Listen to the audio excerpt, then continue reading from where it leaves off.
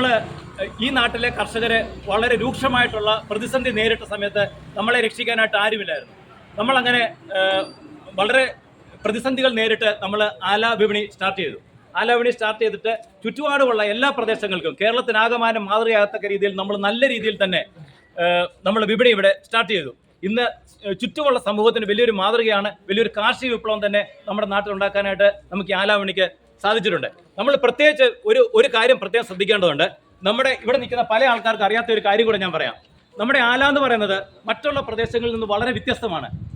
ഇന്ത്യയുടെ ചരിത്രത്തിൽ, അതായത് ഇന്ത്യ ഇന്ന് ഒരു പരമാധികാര രാഷ്ട്രമായിട്ട് നിലനിൽക്കുന്നതിനകത്ത് നമ്മുടെ ആലാക്കാർക്കുള്ള പങ്ക് വളരെ വലുതാണ്. ഇപ്പം നമ്മുടെ ഇവിടെ ഒത്തിരി സൈനികരൊക്കെ ഉണ്ട്. ഇതിൽ നിന്ന് വ്യത്യസ്തമായിട്ട് കുറേ കാര്യങ്ങളുണ്ട്. നമ്മൾ ശ്രദ്ധിക്കേണ്ട ഒരു കാര്യം എന്ന് പറഞ്ഞു കഴിഞ്ഞാൽ 1971 ഇന്ത്യ പാകിസ്ഥാൻ യുദ്ധം നടക്കുന്ന സമയത്ത് കുക്രി എന്ന് പറഞ്ഞ ഷിപ്പ് പാകിസ്ഥാൻകാരുടെ ടോർപിഡോ ആക്രമണത്തിൽ തകർക്കപ്പെട്ടു. ആ തകർക്കപ്പെട്ടതിനകത്ത് രണ്ടുപേരും നമ്മുടെ നാട്ടുകാരാണ്.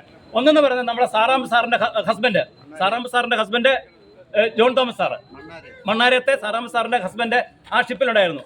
അതേപോലെ തന്നെ എൻ്റെ ഗ്രാൻഡ് ഫാദറിന്റെ ഏറ്റവും മൂത്ത ജ്യേഷ്ഠന്റെ കൊച്ചുമോൻ എബ്രഹാം ഷാവുമേൽ, അദ്ദേഹം അതേപോലെ തന്നെ ലെഫ്റ്റനന്റ് ആയിരുന്നു. അദ്ദേഹം C1 ഓഫീസർ ആയിരുന്നു നമ്മുടെ സാറാം സാറിന്റെ ഹസ്ബൻഡ്. അദ്ദേഹവും ആ ഷിപ്പിൽ വെച്ച് കൊല്ലപ്പെട്ടു. 194 പേരാണ് അന്ന് ആ ഷിപ്പിൽ വെച്ച് കൊല്ലപ്പെട്ടത്. എനിക്കൊന്ന് 64 പേരെ രക്ഷപ്പെടുത്താനായിട്ട് സാധിച്ചു. പിന്നെ വേറെ കാര്യം കൂടി ശ്രദ്ധിച്ചോണം. നമ്മുടെ പൂർവികരെ നമ്മൾ പ്രത്യേകമായിട്ട് ഓർക്കേണ്ട ഒരു കാര്യമുണ്ട്. നമ്മുടെ ആല സ്കൂളിലൂടെ വന്നത് നെടുമങ്ങാട്ടെ ഒരു സ്കൂള് നിർത്തലാക്കിയ ശേഷമാണ് ആല സ്കൂളിലൂടെ വന്നത്. എങ്ങനെ വന്നു എന്ന് ചോദിച്ചു കഴിഞ്ഞാൽ ശ്രീമൂല തിരുനാളിന്റെ കാലത്ത് നമ്മുടെ പുല്ലംപ്ലാവിലെ നാരായണക്കാർണവർ സാറ്, അദ്ദേഹമാണെങ്കിൽ ശങ്കരൻ തമ്പി എന്ന് പറഞ്ഞ ഒരാളിൽ സ്വാധീനം ചെലുത്തി അങ്ങനെയാണ് നമ്മുടെ നാട്ടിലേക്ക് ഒരു സ്കൂൾ കൊണ്ടുവന്നത്. അപ്പോൾ മറ്റുള്ള പ്രദേശങ്ങളിൽ നിന്ന് വ്യത്യസ്തമായിട്ട് നമ്മുടെ നാടിൻ്റെതായിട്ടുള്ള പാരമ്പര്യമുണ്ട്. അതേപോലെ തന്നെ നമ്മുടെ വൈലിപ്പുരത്തെ ചെലപ്പച്ചായൻ, അദ്ദേഹമാണെങ്കിൽ സ്വാതന്ത്ര്യസമര സേനാനിയാണ്. നമ്മൾ ഓർക്കണം, എല്ലാ വിപ്ലവങ്ങൾക്കും തിരികൊളുത്താൻ നമ്മുടെ നാടിന് ശക്തിയുണ്ട്. നമ്മൾ പറയുന്നതെന്ന് പറഞ്ഞു കഴിഞ്ഞാൽ സ്വകാര്യ വസ്തുവിനകത്ത് കടന്നു വരുന്ന പന്നിയെ കൊന്നു തിന്നാനായിട്ട് അനുവദിക്കണം.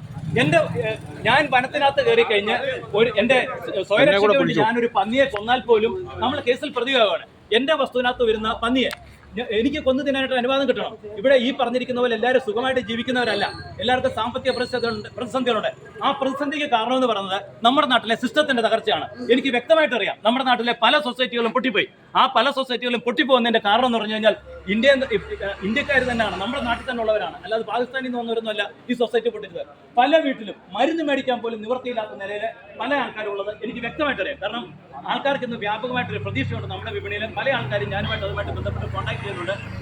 പന്നി നമ്മുടെ വസ്തുവിനകത്ത് കയറി ആക്രമണം നടത്തി അതിനകത്ത് നാശനഷ്ടം ഉണ്ടായി കഴിഞ്ഞു കഴിഞ്ഞാൽ സർക്കാർ നഷ്ടപരിഹാരം തരണമെങ്കിൽ നൂറ്റാണ്ടുകളെടുക്കും. ആ സിസ്റ്റം അല്ല നമുക്ക് വേണ്ടത്. നമ്മുടെ വസ്തുവിനകത്ത് അതിക്രമിച്ച് കയറുന്ന പന്നിയെ കൊന്നു തിന്നാനായിട്ട് കർഷകർക്ക് അനുവാദം ലഭിക്കണം.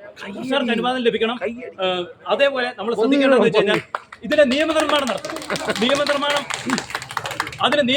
നടത്തേണ്ടത് കേന്ദ്ര സർക്കാരാണ്. നിയമനിർമ്മാണം നടത്തേണ്ടത് നമ്മൾ ഈ മാസം തന്നെ അതുമായിട്ട് ബന്ധപ്പെട്ട് വമ്പിച്ച ഒരു നിവേദനം നമ്മുടെ MP ആയിട്ടുള്ള കൊടിക്കുന്നിൽ സുരേഷിന് കൊടുക്കുകയാണ്.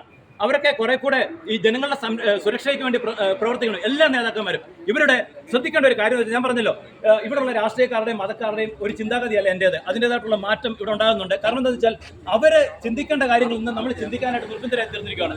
ഈ ആല മുഴുവൻ പോസ്റ്റർ ഒട്ടിച്ചിരിക്കുകയാണ്. ഈ നാട്ടിലെ ജനങ്ങളുടെ പ്രശ്നങ്ങൾ എന്തെങ്കിലും ആരെങ്കിലും ഉന്നയിക്കുന്നുണ്ടോ? ഇവരിവിടെ വരും, ഇടയ്ക്കിടയ്ക്ക് ഇവിടെ വരും, ഓരോ സമ്മേളനങ്ങൾ നടത്തും, അവർ വീട്ടിൽ പോകും. ഇപ്പം തന്നെ കഴിഞ്ഞ സൊസൈറ്റി ഇലക്ഷൻ നടന്നു. എത്ര പേർക്ക് സൊസൈറ്റി ഇലക്ഷന് ശേഷം പൈസ കിട്ടി? ഇവിടെ എത്രയോ ആൾക്കാർ മരുന്ന് പോലും മേടിക്കാതെ പട്ടിണി കഴിയുന്നുണ്ട് ഈ നാട്ടിൽ എത്രയോ ആൾക്കാർ. അപ്പൊ അതിനൊരു മാറ്റം ഉണ്ടാകണം. ആ കേരളത്തിൽ അതിൻ്റെ ഒരു മാറ്റത്തിന് തുടക്കം ആലയെന്നാണ്. ഞങ്ങൾ ആരും ഇലക്ഷൻ നിൽക്കാനല്ല. ഇവിടെ ഒരു 2020 മൂവ്മെന്റും ഇല്ല. ഇതൊരു ജനകീയ കൂട്ടായ്മയാണ്. ഇവിടെ ഒരു പ്രസിഡന്റ് ഇല്ല, ഒരു സെക്രട്ടറി ഇല്ല. ഇനി അതിന്റെ പേര് ഞങ്ങൾ